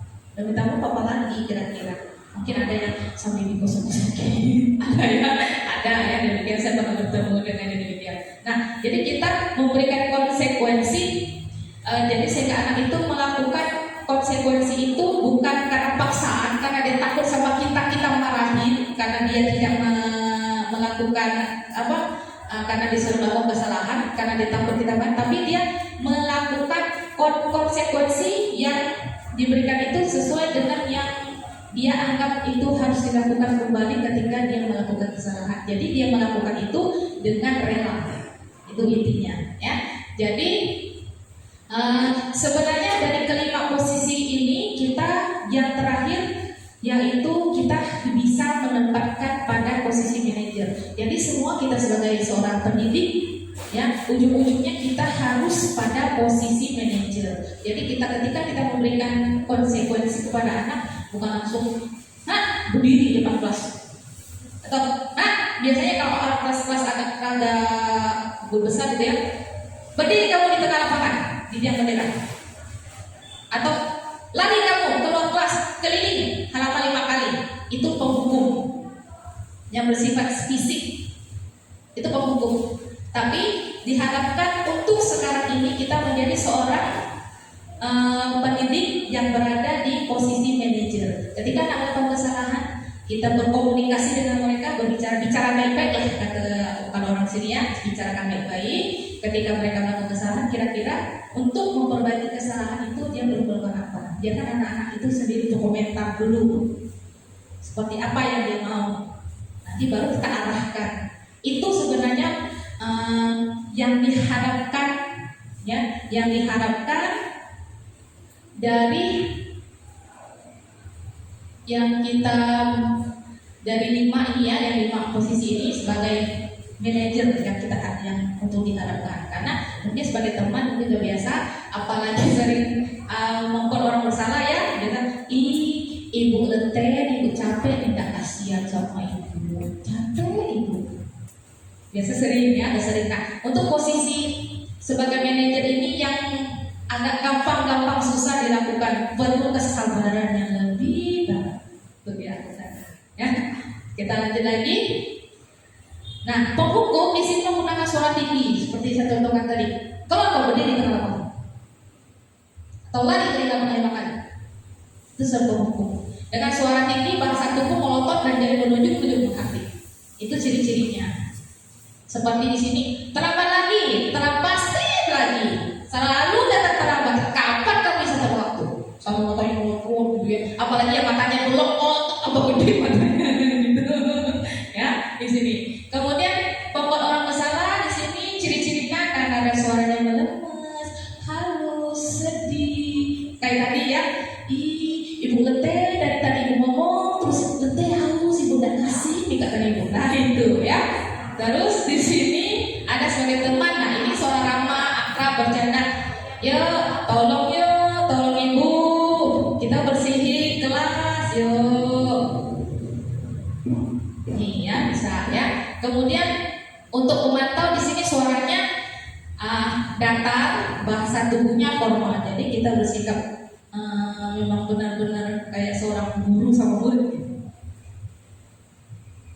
Rata gitu ya, tanpa tidak terlalu bergurau, tidak terlalu bercanda gitu, agak serius gitu ya, agak serius gitu ya. Misalnya di sini ada contoh, Adi ini ya datang telat. Nah sini guru, Adi tahu kamu jam berapa kita mulai? Terus Adi bilang tahu pak. Terus gurunya bilang kamu terlalu 15 menit. Apa kamu sudah mengerti apa yang dilakukan dengan rapat? Guru tapi tidak tahu, tidak tanpa senyuman, tanpa apa gitu ya. Nah, itu kira-kira. Kemudian untuk manajer ini di sini adalah suara yang tulus, bahasa tubuh yang tidak kaku, yang mendekat ke murid. Kita dengan memang ini membutuhkan pendekatan sebenarnya dengan anak. Kalau kita sudah dekat dengan anak, otomatis biasanya posisi manajer ini lebih mudah dilakukan. Kalau kita sudah dekat dengan anak, maka kita harus mengenal kebutuhan anak itu seperti apa. Kita saling mengenal dan mengenal mereka. Maka dengan ini kita lebih mudah dan namanya posisi manajer. Dengan kita lebih mengenal anak, gitu ya. Di sini dicontohkan, ya ada percakapan ya antara guru dengan Adi juga namanya. Guru bilang, Adi, kamu tahu mulai jam berapa dimulai? Tahu pak, jam 7. Ya, kamu terlambat. Kira-kira bagaimana kamu akan di sini? Bagaimana kamu akan memperbaiki masalah ini? Jadi ditanyakan kembali kepada anak. Kalau dia telat, kira-kira apa yang perlu dibuat? Di sini saya bisa menanyakan kepada teman Pak untuk mengerjakan tugas yang tertinggal. Kemudian baik itu bisa dilakukan. Apa besok akan ada masalah untuk kamu akan bisa hadir tepat waktu sekolah? Tidak Pak, saya bisa hadir tepat waktu. Baik, saya hargai usahamu untuk memperbaiki diri. Jadi kita menanyakan kembali untuk anak bagaimana dia melakukannya, dan kita sudah itu baru kita menghargai, kita memberikan pujian gitu, karena mereka sudah mau melakukan konsekuensi yang untuk dia karena dia melakukan suatu melanggar suatu kesepakatan, gitu ya. Kita lanjut lagi. Nah, ini segitiga restitusi, segitiga ya bentuknya pas banget segitiga. Di sini ada yang namanya menstabilkan identitas, Di sini ada menanyakan keyakinan, di sini ada validasi tindakan yang salah. Restitusi segitiga di sini. Ya, kita akan lihat. Nah, yang pertama itu menstabilkan identitas, yaitu dengan cara kalimat ini, kalimat seperti ini. Berbuat salah itu gak apa-apa. Artinya ini kita mengkelirkan suatu permasalahan ketika anak-anak melakukan kesalahan. Kita memberikan jalan keluar dengan perkataan seperti ini. Ketika kita di sisi menstabilkan identitas. Tadi kan ada 3 sisi. Menstabilkan identitas, ada menanyakan keyakinan, kemudian ada validasi tindakan yang salah. Kalau kita menggunakan sisi yang ini, menstabilkan identitas ya, ketika kita memperbaiki suatu kesalahan gitu ya, yaitu kita dengan ngomong gini, berbuat salah itu gak apa-apa ya, semua, terus tidak ada manusia yang sempurna. Kemudian di sini juga saya juga pernah melakukan seperti itu, kemudian saya bisa menyelesaikan ini, atau bapak atau ibu tidak tertarik mencari siapa yang salah, tetapi bapak atau ibu ingin mencari solusi dari masalah ini, atau kita berkata kamu berhak begitu karena bla bla bla ya. Kemudian apa yang kamu sedang jalani teman yang baik buat dirimu sendiri. Itu kalau kita menyelesaikan suatu permasalahan dengan menstabilkan identitas. Perkataan seperti ini biasanya yang kita ucapkan ya, kurang lebih seperti ini. Tetapi ketika kita dengan validasi tindakan yang salah, biasanya kita menggunakan kalimat seperti ini. Ini hanya sebagai contoh, siapa tahu, oh aku pernah ucapkan kalimat ini, berarti kita sedang memperbaiki kesalahan itu dengan sisi yang validasi tindakan yang salah, yaitu padahal kamu bisa loh melakukannya lebih buruk dari ini, tetapi kamu tidak melakukannya misalnya. Terus kamu pasti punya alasan mengapa kamu melakukan ini. Terus kamu patut bangga pada diri kamu sendiri karena kamu telah melindungi sesuatu yang penting bagi kamu. Terus kamu boleh mempertahankan sikap itu, tapi kamu harus menambahkan sikap yang baru. Ini kalau kita menyelesaikan suatu permasalahan itu dengan validasi tindakan yang salah. Validasi tindakan yang salah. Kemudian yang ketiga itu, sisi yang ketiga itu menanyakan keyakinan. Biasanya dengan kalimat-kalimat berikut ini. Apa yang kita percaya sebagai kelas atau keluarga? Biasanya ini menuju kepada kesepakatan kelas misalnya sudah kita buat. Kemudian apa nilai-nilai umum yang telah kita sepakati? Kesepakatan kelas juga di sini. Apa bayangan kita tentang kelas yang ideal? Kita menginginkan kelas yang seperti apa? Kemudian kamu mau jadi orang yang seperti apa? Di situ, ya. Di sini saya punya contoh, ya, ketika menyelesaikan suatu permasalahan yang terjadi di dalam kelas, menggunakan ada dua cara yang digunakan di sini. Sebenarnya di sini ada 3, tapi saya menggunakan 2 cara. Saya akan berikan contohnya.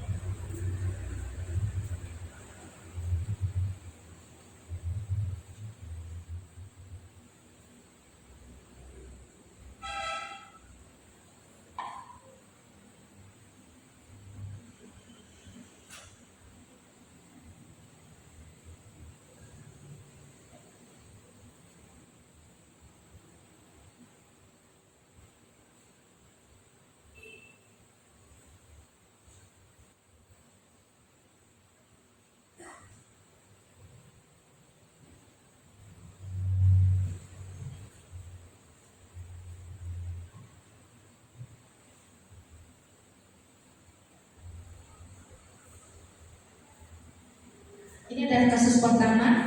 Ini adalah contoh menyelesaikan kasus segitiga restitusi. Di sini ada saya mengambil menstabilkan identitas. Kita perhatikan.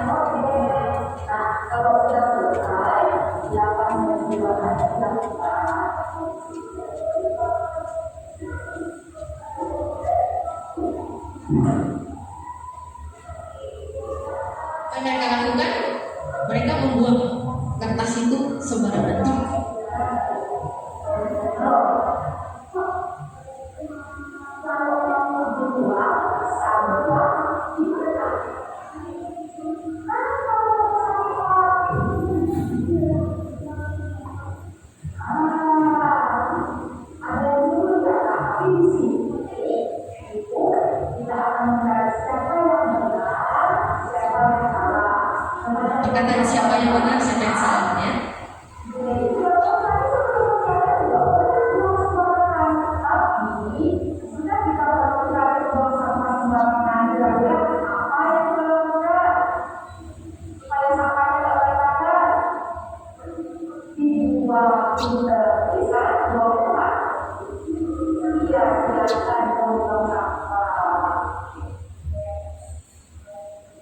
Mungkin perkataan ini sering kita pakai, tapi kita nggak tahu gitu ya. Ternyata masuk di dalam segitiga restitusi. Salah satu sisinya.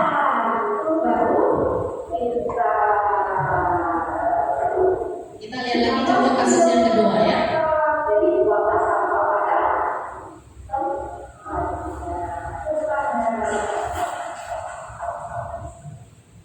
Kasus yang kedua. Menanyakan keyakinan.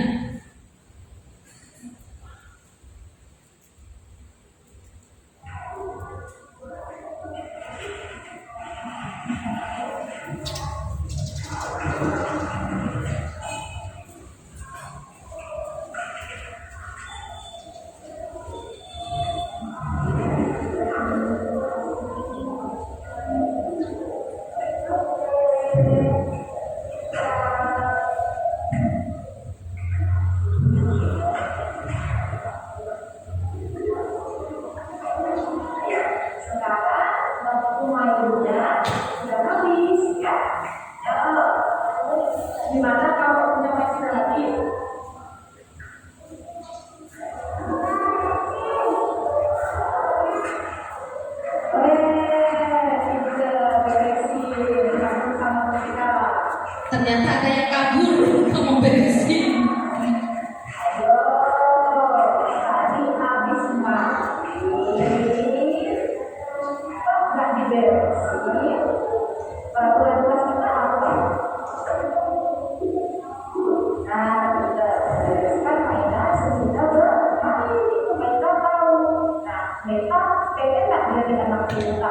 Anak yang bertanggung jawab, mau? Ya, kalau mau, ya, kita menjadi anak yang bertanggung jawab, anak yang pintar, itu mereka sudah berbeda siapa ini. Oh, dia pintar, pintar, beda tidak bisa sih. Pintar ya, bedanya ya, oke, ya, yuk sekarang aku baca layannya, sama baca silakan, kita pintar.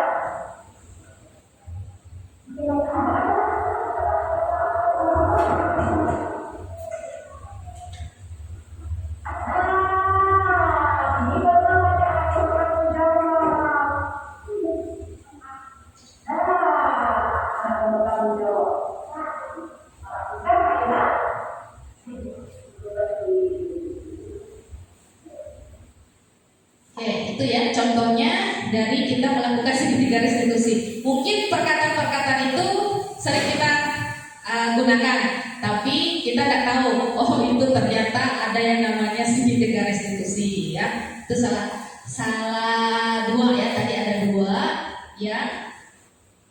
Saya contohkan ya. Kita kembali ke presentasi ya. Kembali ke laptop. Yang selanjutnya yaitu selesai. Ternyata kita sudah di penghujung, kita sudah selesai ya. Jadi di sini mungkin hanya ini yang bisa saya berikan ya di dalam kita posisi kita sebagai guru. Terakhir memang kita diminta untuk posisi kita sebagai manajer, dan ketika kita menemukan mungkin anak-anak yang agak bermasalah atau yang bertingkah semaunya, ya kita bilang bertingkah semuanya, mungkin ada kebutuhan-kebutuhan mereka yang mereka belum terpenuhi bisa terjadi. Dan di sini juga kita mengingat terus memakai satu kata yaitu merdeka belajar. Itu yang terpenting ya. Anak-anak kita berikan mereka suatu kemerdekaan, karena kemerdekaan itu dibutuhkan oleh siapa saja. Kita dewasa juga perlu merdeka ya. Jadi mereka yang memilih sendiri, untuk mereka kegiatan apa yang mereka senangi ya. Mereka bisa memilih, mereka menggunakan benda-benda nyata di dalam mereka pembelajaran. Mereka juga bisa menggunakan selain dalam ruangan kelas, mereka bisa belajar juga menggunakan itu luar ya, pembelajaran di luar kelas biar suasananya lebih fresh, suasananya lebih enak, lebih segar ya. Di sini ada juga saya pernah mengajak anak-anak mereka bermain ketika kami belajar di taman bermain ya. Taman bermain, mereka bermain benar-benar mereka bermain di situ. Mereka bercoba di sini karena judulnya taman bermain. Saya mengajak mereka untuk bermain, untuk belajar taman. Jadi mereka belajar di luar. Mereka asik sekali di situ, ya. Mereka asik sekali.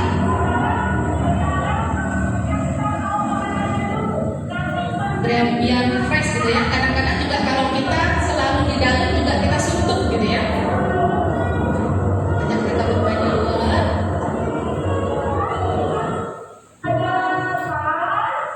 Nah, sambil bergerak, sambil mereka berolahraga di sini.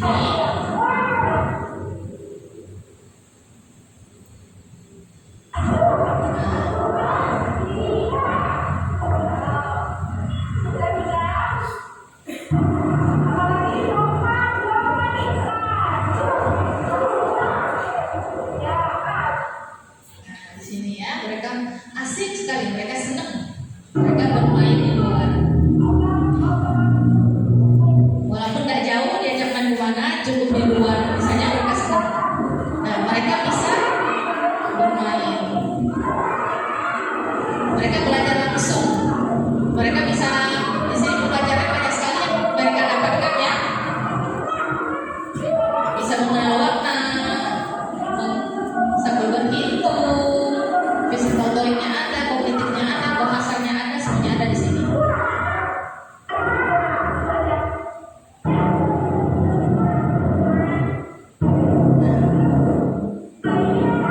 Jadi contohnya, salah satu contoh untuk mereka belajar, ya. Jadi mereka bisa bersenang, mereka happy, mereka memilih suatu kegiatan. Oh, mereka mau main ini, mau main itu, silahkan. Itu salah satu contohnya ya. Jadi nggak harus yang namanya belajar. Kalau dulu mungkin namanya belajar itu harus di kelas ya. Jadi nggak harus di kelas gitu ya. Ada lagi di sini. Sebenarnya sini ada salah satu contoh pemenuhan kebutuhan di sini.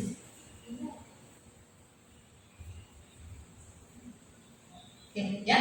Nah, mungkin hanya ini yang mungkin saya sampaikan ya. Ternyata cukup lama. Terima kasih atas waktunya. Nanti kita bertemu lagi di lain kesempatan. Kita akan sharing lagi kembali bersama. Terima kasih atas waktunya yang disediakan. Terima kasih untuk semuanya. Mohon maaf bila ada kata-kata yang kurang menyenangkan atau kata-kata yang salah. Saya mohon maaf. Terima kasih dan selamat siang.